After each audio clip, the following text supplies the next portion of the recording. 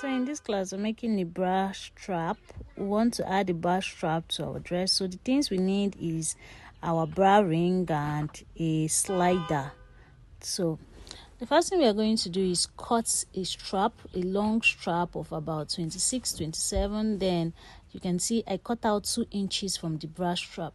So you can see I cut it from the two strap I did, that is 2 inches. So by the time I put the 2 inches inside my ring, it just becomes only 1 inch.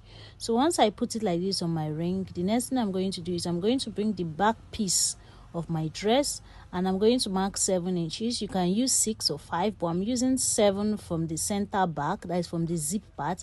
I mark 7 and I added it inside and I'm going to stitch it. If your dress don't have a lining or a facing, you can just sew top stitch it and put it underneath your dress.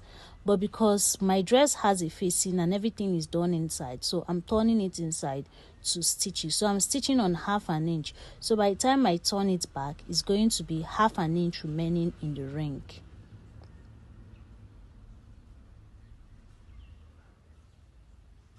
So once I stitch it, I flipped it to the front. As you can see, this is how it is. The next thing I'm going to do is to bring out the bra strap I did, and I want a length of roughly 25. So I measured roughly 25, 26 and I cut it, and this is what I'm going to use. So I'm just going to insert it this way. Then I'm going to get my slider. This is my slider. Don't place it from the down. Don't go through from the down. Go through from the up and pass it from the down of the other side. And once you pass it from the down, you drag it and just very small, you fold it and you top stitch. So you can just watch the video to see it. Don't pass it on the slider from the down. Pass it from the up, then pass it from the down at the other side. Then fold it just small, like 1/2 inch.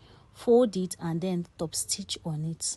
So the second side of the strap, this is the first side. The other side from the ring, we're just going to place it like this. And now we're placing it from the down and we are passing it through to the other side. If it's proved difficult, you can use a pin or something to choke it inside and make sure it comes out from the other side. So make sure you get something like this at the end of the day and make sure it's able to move. So this is what you have. Then the edge, that is the top part, you will join it to the front.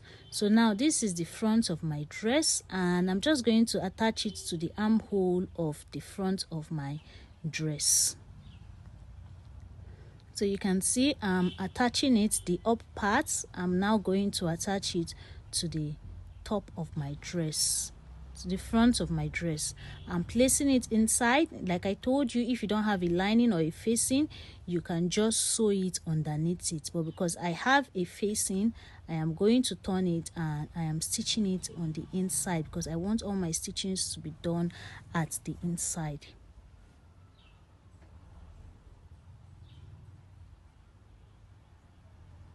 So once you do this, this is basically what you have, looking very neat. Now you can go to your machine, you can join your sides, your front and your back.